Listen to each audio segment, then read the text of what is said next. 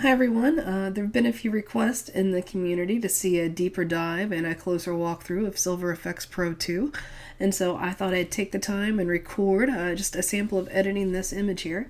I've already opened it up in Lightroom and done my basic corrections that come right out of the camera, right? So I've already leveled the photo.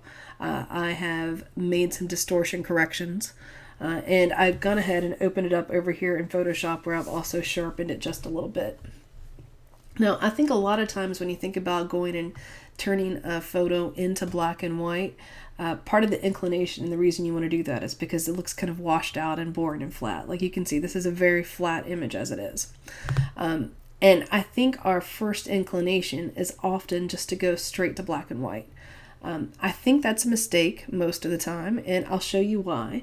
But you'll notice I have a different version of this image loaded as well. So I have one that I've already corrected and made very vibrant, filled with enough color that you can actually tell that there's an ocean there and that the sky is blue and that the grass is green.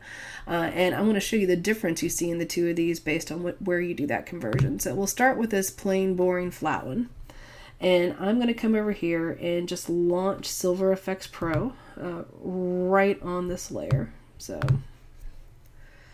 we'll see it's going to load this up. Hopefully it's not going to take too terribly long. There we go.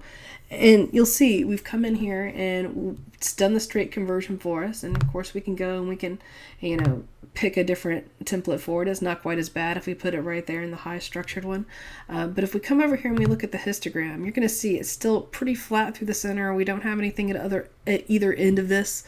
And so when we look at these zones, we can already tell that there's going to be some areas where we're going to have to do a bit of work to get it in here and get what we want out of it.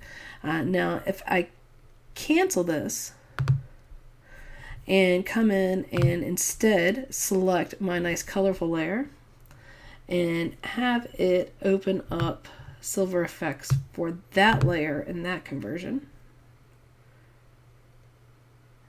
you should see a bit of difference down in the histogram, and it's going to save us some time. Already you can see that the castle itself, even with that default preset, has a lot more of the texture and the structure that we would want in there. If we put it in the histogram mode, you'll see there's still some work to do. It's still a little flat in the center, but I think because it's stronger, that as soon as I put it into the high structure look that I want, see how much more has automatically popped in with it.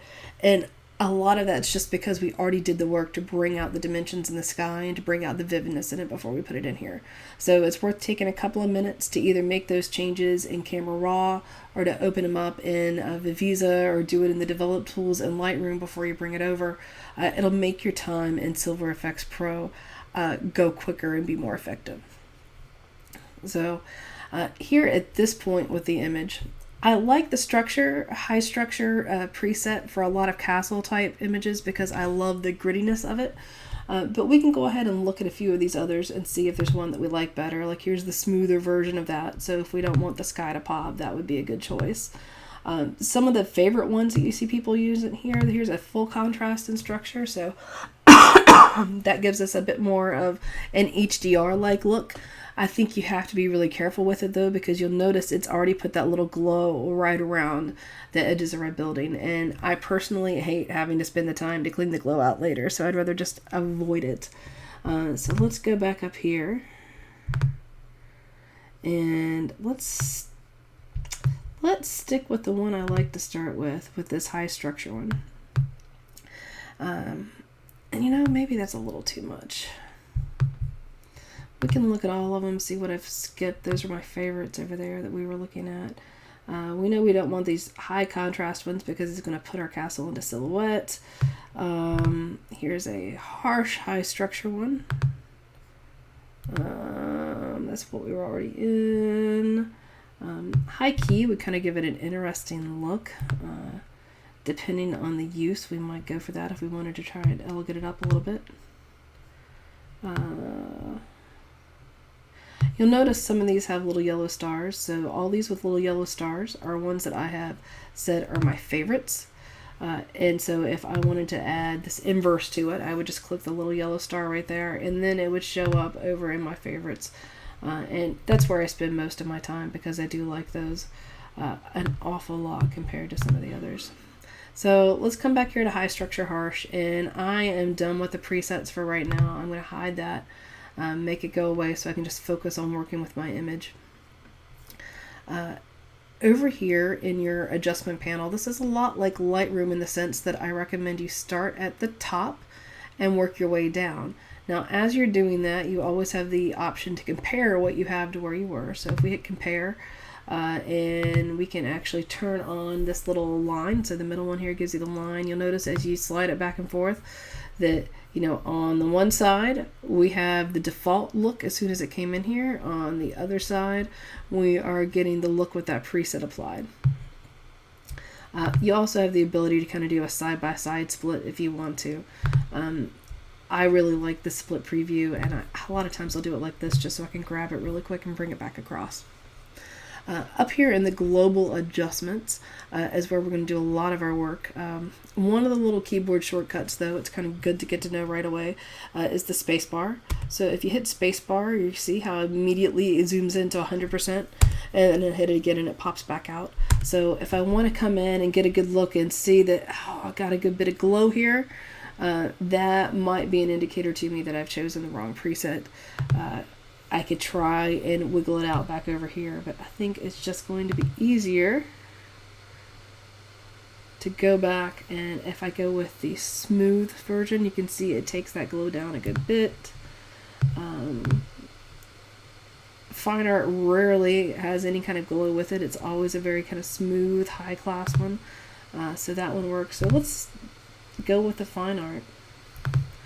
And because I really wanted to get a lot more of that grit out of the castle, I'm going to add that using control points. But first we'll look and expand. So in global adjustments, go ahead and expand your brightness and contrast and structure.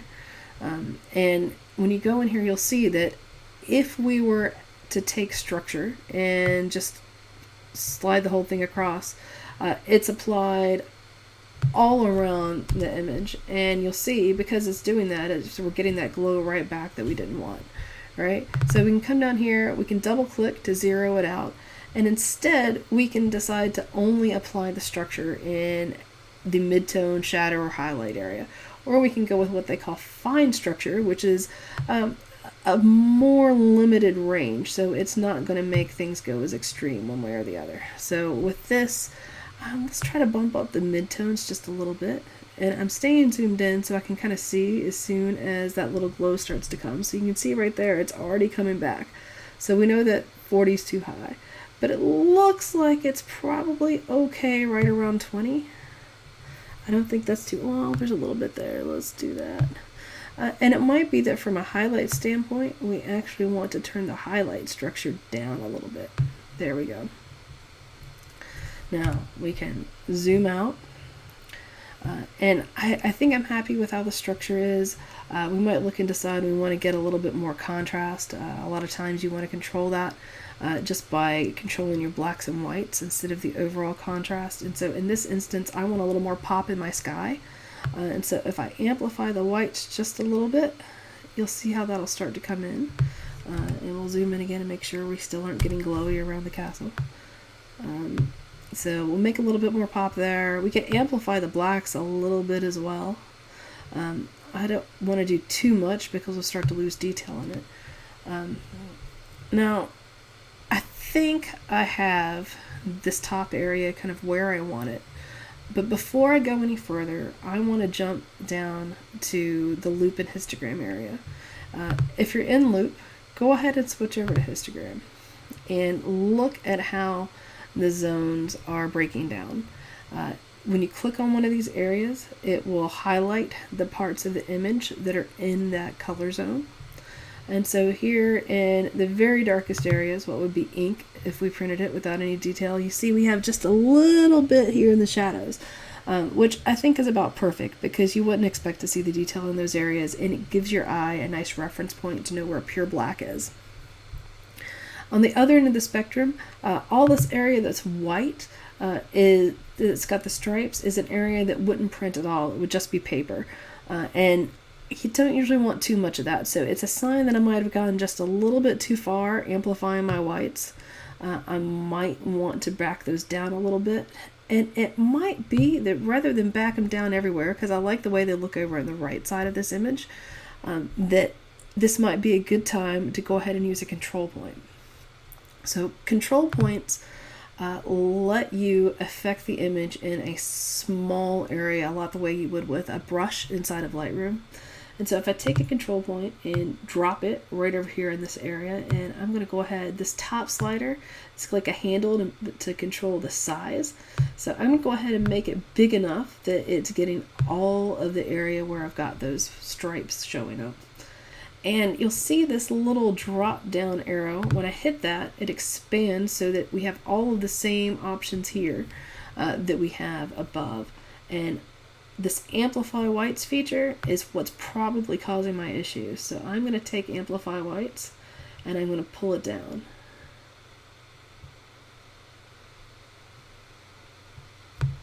Well, it's helped a little, but not much. We might also have to pull our brightness back in this area. Oh, there, look at that. So we'll take that down. Now I think we have a nice balance of color here and here. And you can see it looks like I might have missed a sensor spot. So there's exactly why you're supposed to clean them up before you come in here, because it's going to be harder to get rid of now. So I've got my control point. I'm happy with that one. If I had multiple control points, I could group them together just like you can in any of the other Nik tools. I think this control point is going to live on its own. Where I might want to add more is to add a little bit more grit and structure into this castle itself. So I've come down here, I'm happy with my zeros, I'm happy with my 10s. I can see it just coming in as we go across. Let me make sure that nothing's too heavy here. I think everything's about where I want it. It's this area of 3 and 4 where I want to kind of bump that up a bit. And because 3 and 4 are in the castle, I think a control point is going to be a great way to do it. So I'm going to grab another control point and just drop it on there. And excuse me. And the first thing I want to do with this is you'll see I've got a fine structure and a normal structure. And so you can start with either one you want to. Let's zoom in so we can see it a little better. If we take fine structure and we crank that up, you're not going to see a whole lot of impact on the histogram itself. But you can see as we're going across how we're getting more of that black. So we're bringing a little bit more down here. You can see this area has bumped up a little bit. If we go to our big structure and change it, we get more, like it would happen a lot faster. You see how the yellow grows much quicker. So let's put that there. We've got our structure. I think we might want a little bit more white in this area just to kind of add some of the pop. But now you can see we've managed to lift that area a little bit. It's never going to be up as high. There's not going to be a hump in the middle like a camel there, but I think we've done a pretty decent job with that. So I'm going to zoom back out so I can see where I'm putting my control points. I'm going to copy and paste this.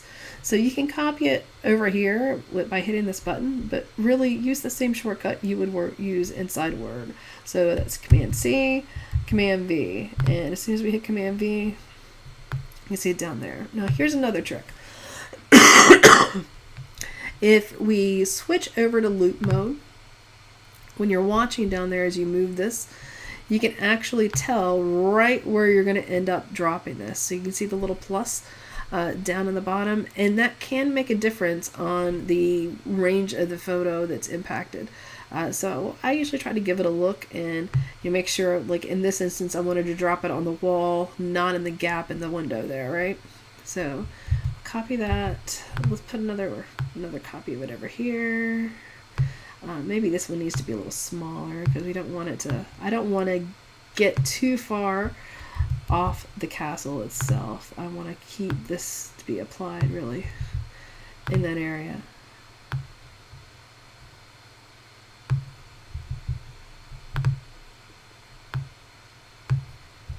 There we go. So I think we have a good bit of coverage now with this. If we want to check on it, of course, we can bring our little bar across, and we can see just the difference there in how much of that castle is standing out. I think I'm happy with all of those. I'm going to go ahead and select all of those control points. And so I'm going to go up and get the first one, and then I'm going to hold down shift and jump down to the last one. So these are all the ones that are here in the castle area.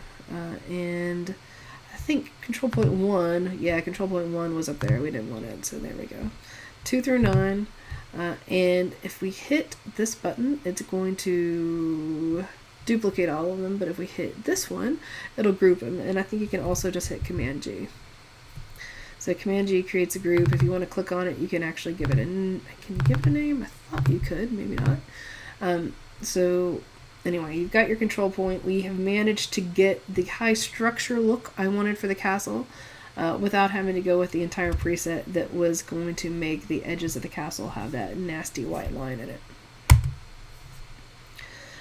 Now, looking at this, I have mixed feelings about the grass. I'm not sure if I really want the grass to be quite as bright and fuzzy as it is, so I might decide to drop a control point down here and turn my whites down a little bit.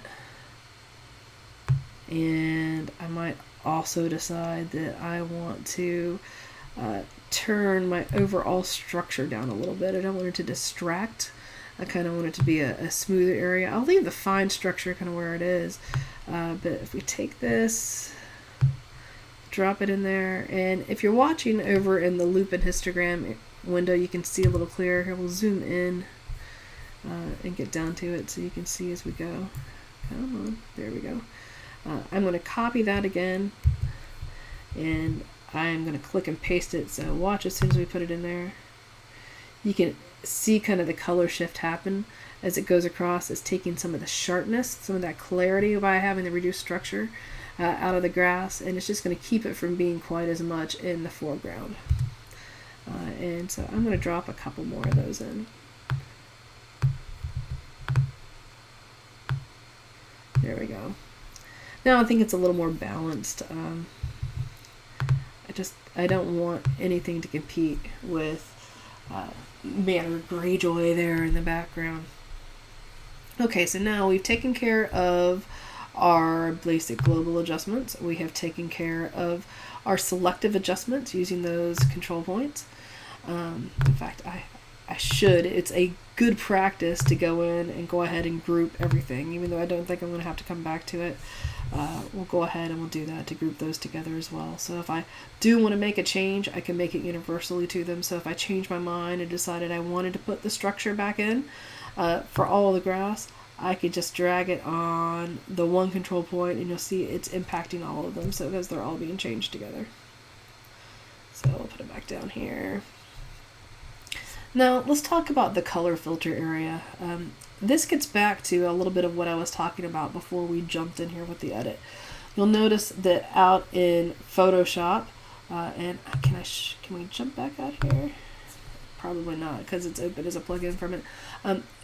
In Photoshop, if you remember, I had the flat image that was kind of washed out, and then instead, when I moved into here, I used the one that I made very vivid, that had the very bright blue sky and the bright green grass. One of the benefits of doing that before I got in here is that it means I can get a little more impact out of my color filters. Because while what we're seeing in this image is all black and white now, behind the scenes, Silver Efex is still completely aware of every bit of color that was in the shot that we took. And what happens now if we use these color filters is that it's going to act just like it would if you took a camera, loaded it with black and white film, and then put one of these colored filters on your lens.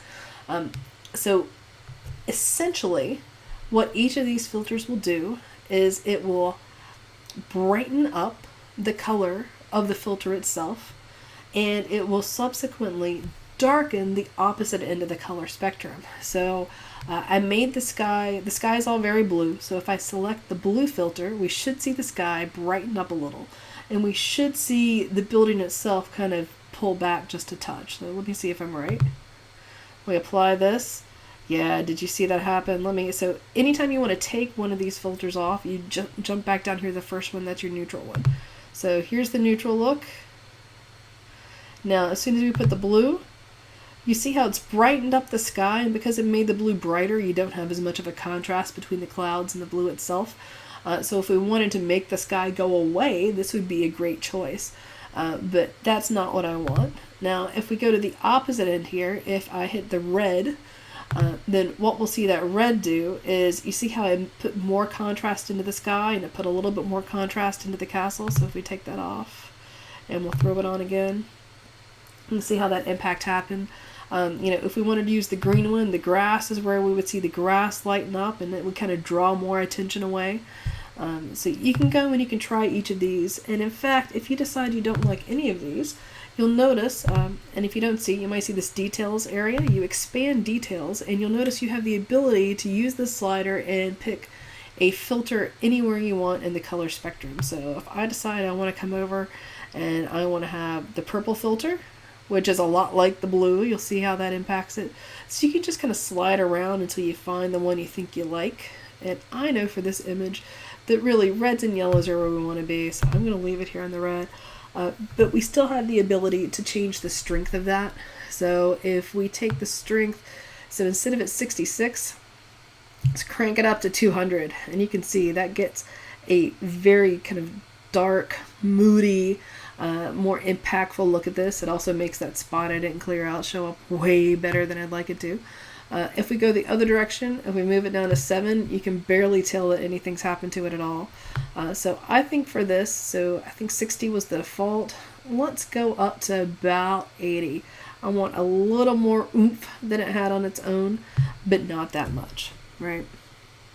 So now we have taken this and, I think it's done a lot to kind of make it our own, right? We're no longer living in that generic preset mode. We've done things to kind of own this, to emphasize the areas of the photo that we want to draw attention to downplay and de-emphasize a little bit some of the areas that we don't want to distract from it. So we've added a lot of control to that. Let's go ahead, put away our color filter, and we've worked our way down to film types. Now, by default, it's always going to come in here for neutral. If you ever spend any time over in a film forum or hanging out with some old darkroom junkies, you might hear some rip-roaring debates about the best film to use to go and shoot those analog photos with. And it's because film really does have unique characteristics to it, right? With film, you had all that crazy stuff going on that we've kind of taken for granted now, where everything had to be the same speed. But you also had things like the toning and the tinting of the image that would be different. You'd have different amounts of grain. And so what they've done with Silver Efex, if they've taken about the 15 or 18 most popular film types out there and put them in here as presets. And so by default, we're on neutral, but if we happen to know that we love the look of the Agfa 400, we could jump down to it. You could go down to this Neopan Pro, and you can see, just look at the sky, you can see all of the grain that comes in there. So here, let me, I want to get this where you can really see that. The sky is a great place to see the differences in grain. So if we are here in our ISO 3200 films, we're going to have a bit more grain. There you can see it's a lot lighter, but look how gritty it is. You can also see it's making some big impacts on our castle. So we can go through and decide if there's any of these we want. I want to get down here a little bit so we can see the castle as I make a choice. You can also see that this particular choice did a little bit more to the edges. Let me stick with... let's stick here with the Panatomic X, right? It's kind of a neutral one. When we look at this, you'll see that it has, by default, got some characteristics that came with it, including how much grain you get per pixel and how soft or hard that grain is.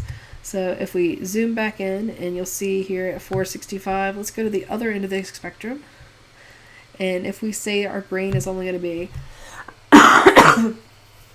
59, well, look at that. It's like somebody took a piece of sandpaper to our image. Now, there are some instances where that could be really cool, especially if you're trying to take photos and make them look old and dated, or make them have that kind of a nostalgic old-timiness to it. If we go to the other end of the spectrum, 500, you'll see that there's not nearly as much grain. The same thing happens with softness. So 500 and all the way at the end of soft, it's about where we are right now. If we go over to hard, in fact here, let's drop it back down in the middle so we can see the soft and hard a little better. So here's the hard one. On the soft end, it's really, it's almost a finer grain of sandpaper, if that makes sense. So it all comes down to your preferences. You also have the ability, of course, to change the sensitivity. So this is very similar to what was going on with the filters above. So this is what the sensitivity of this particular film typically was.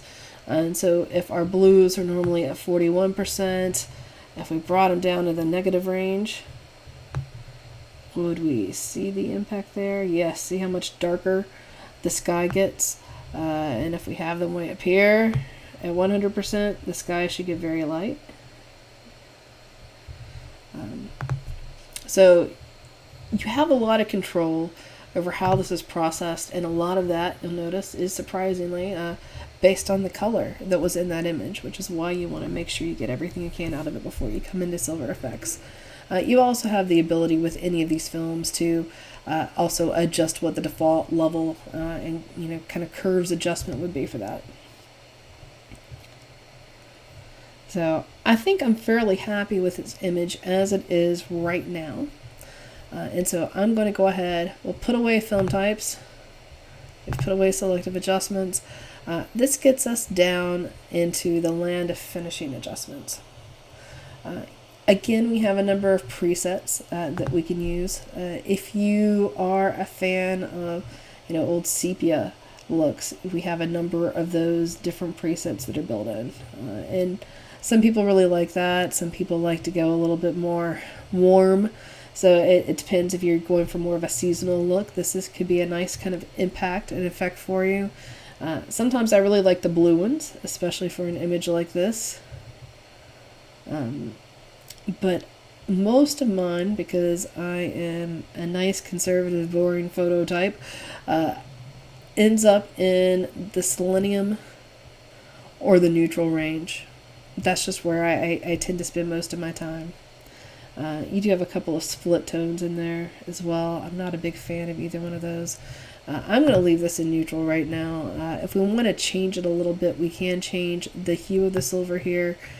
So if we wanted to go a little bit different and add a bit more to it, we can. And you can see it's almost getting yellower as we go, if that makes sense. But let's stay in neutral land. You can change your balance for that, of course. The paper, if you're trying to emulate the look of printing this on a particular paper type, you could. I personally never really change anything there. I do sometimes use the vignetting. If you have done everything that you needed to do before, like to clean up this image before you've come into Silver Efex, I do think they have some nice vignettes that are built in. And really they have both vignettes and burnt edges. So one's more framing and one's more typical vignetting. So you'll see you've got your presets for different kinds of lens fall off that you can put in there, and you have both in white and black, and it depends on the image whether or not which way you want to go with that. I think the black is a little too heavy in this, but you can make an argument that the white with this one just kind of helps pull your eye into the center to the darker area where the castle is. So the white's something I might actually embrace here. So we could pick that if we want to there. We also have the ability to change the size. So right now it's very much a rectangle. If we go down to the circle edge end here, you'll see how it gets rounder. And if we make the size different, so let me... As you change the size, it's a little more evident what shape it is. I think it's hard to tell with the whites on this one, but if you've got a more dramatic vignette, you're going to be able to see a little better. If we go here, let's go to our lens fall off too. There we go. So right now it's in a circle. If we come over here, and we'll make the fall off amount be more, and we can make the size be kind of small, and then you can see that being able to place your center right where you want it. So we might not want it dead center. This is actually kind of more the center of where the feature of the castle itself is. We could go and click it in there. So in some images it's going to make a bigger difference than in others. Burning the edges is kind of similar to vignetting. So let me take all of the vignettes off so we have kind of the fresh look here.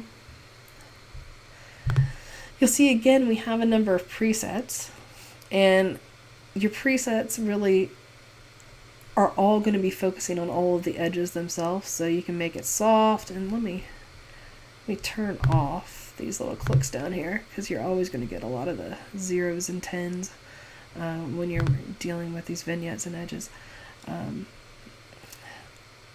I sometimes really like Ologist Soft 2. It's just kind of a subtle one that comes in a little more. But for this one, we'll go Soft 1. And you have the ability to change how it's impacted at each of these edges. So we've set it for all edges, but now you'll notice that because this is just at the left edge, that's all we're actually adjusting. So we could change the strength, and you'll see the left edge now is getting kind of much more greasy looking from where it's gotten a lot stronger. You can also adjust the transition there. So if we set the transition up high and the strength high, so you'll see that it just kind of takes it further in. If we wanted to get rid of transition, you'll see that it would be more of just the edge of it that gets burnt. So we also have to take size down a little bit there.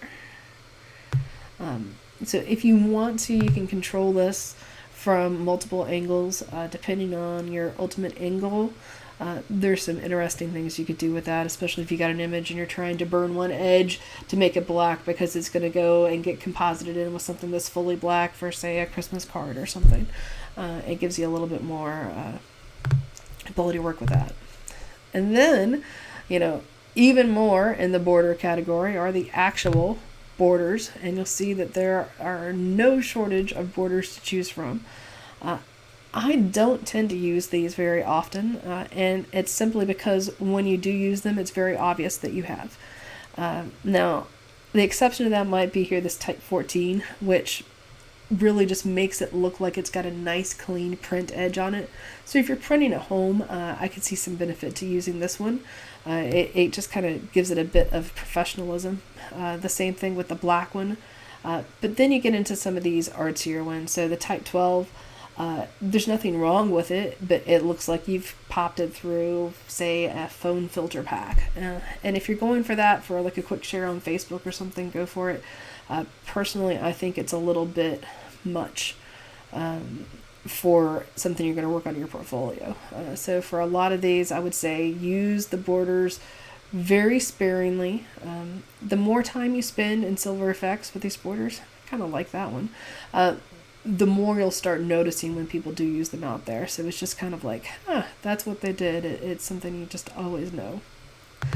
So I'm not going to put one on right now. Well, maybe we will. Why not? Let's go put on this nice clean white one. And of course we can change the size here. So the default's 000. If we wanted to make it bigger, we can make it bigger. So if you were printing this out and you wanted to make sure you had room to sign it and number it, then you might want to make it bigger than what it was by default.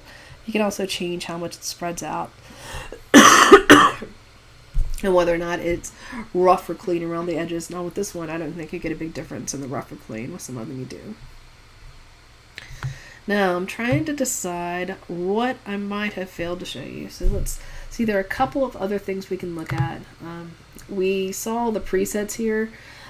If we decided that we really didn't like something we did and we wanted to go back without having to reset and start over, we can go here into the history, and you'll see the initial state where we came in. It came in on neutral. In fact, we can go back to original image. Can we do that? No. We can go back to here, neutral. You can go to anywhere you need to along the line. You'll see it immediately kind of jumps you back to it. Actually liked where we were, so let me jump all the way to the end. And it's going to go through and apply every one of those, but it'll also let you see what the different settings were, which can be good if you want to be able to save these and come back and use them again. So history can be very useful. Import is really only helpful if you've gone out and imported other presets from other areas. You can go into custom. We could actually, since I like what I've done here, if I wanted to, I could say this is Jennifer's castle preset, and it'll save that so that I can come back and use it next time. And in fact, I can click the little yellow star and it will be in my favorites. So if I go back to my preset library, favorites now you see has 7. And the bottom one, hey, it's the one we're on, the castle preset, complete with image borders. But don't worry, you can always take them off later. So we'll hide this again. We covered the spacebar for zooming in and out. Something we didn't talk about is sometimes it's nice to be able to lock in where you are in the loop, especially when you're working with control points. And to do that, I believe it's a right click on a PC and yes, and a double click on a Mac. So you'll see now I'm moving around, but it's staying where it was down here. And if you look, you'll notice that that little push pin has been turned. And it's just because I did a double click. If I double click again, you'll notice that it's back to moving around and that the push pin is not turned. So if you're working with control points in particular in a certain area and you want to lock it in so that you can go over and make some adjustments on the side without losing your space here or without losing your space down here in the loop and histogram area, then just do that quick right click or double click to lock it in there. The other thing we didn't do is in fact here we'll zoom out a little bit. We didn't talk about selective color. So selective color I often kind of loop in with borders as something that I don't do unless there's really a good cause for it. But if we go to our selective adjustments, and we'll put one more control point out here, and let's pop it right here. I don't know if the castle is a great place to do it here. We'll put it in the sky for right now. The bottom element on this is called selective colorization, or just SC for short. And as you slide across it, you'll notice that everything within the area of that control point now has color. So if we wanted to make the sky blue with the rest of the image black and white, we could do that. In fact, we can drag it around. If we wanted to make the castle colorful, we could, but the problem is the castle doesn't really have color to start with, so it makes it a little odd in this type of image. Sometimes it can make sense in certain types of images. Like I used it in a picture of a butterfly on a rock, so the butterfly kept its color, everything else went into black and white, so we just kind of amped up the texture. You can see it has an interesting effect here in the grass.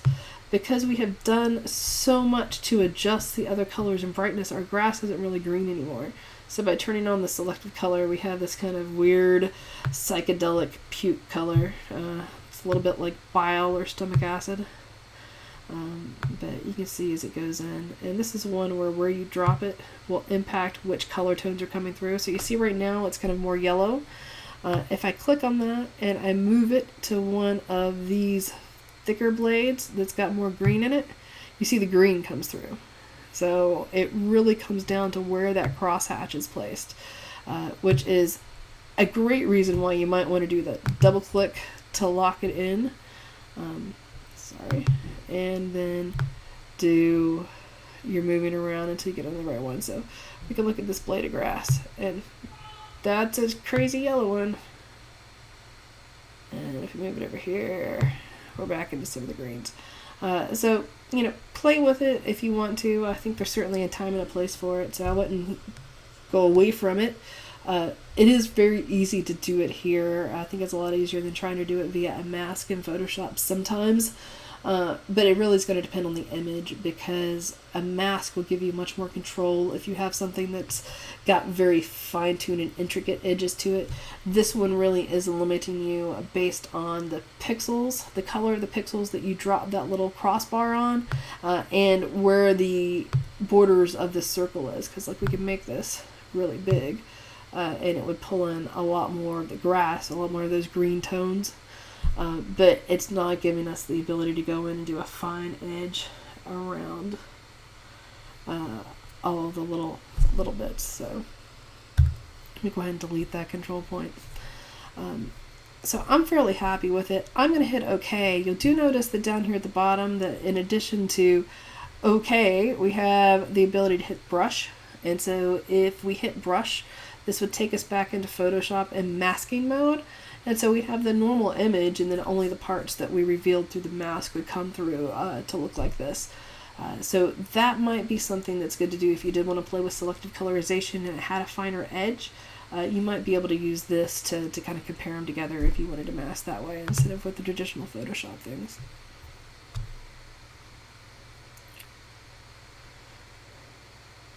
Okay, so there we go. We have gone from flat and kind of dull green yucky looking to kind of vivid psychedelic blue and oversaturated grass to a nice high contrast, high structure black and white image of a funky falling down castle in Ireland. So hopefully this gives you an idea what some of those features you might not have played with before really do in there. And I would say just go in and play with it, and you know, go ahead and take the time to put a lot of effort into cleaning up your image before you ever go in there, because you'll see I do have to come out here now and fix my stupid center problem that I didn't fix before. In fact, here, we'll go ahead and do that. There we go. So that one at least cleaned up fairly easy. But there you go. If you have any questions, post in the community, let me know, and I will be happy to come back in and try and do a little more to answer them for you.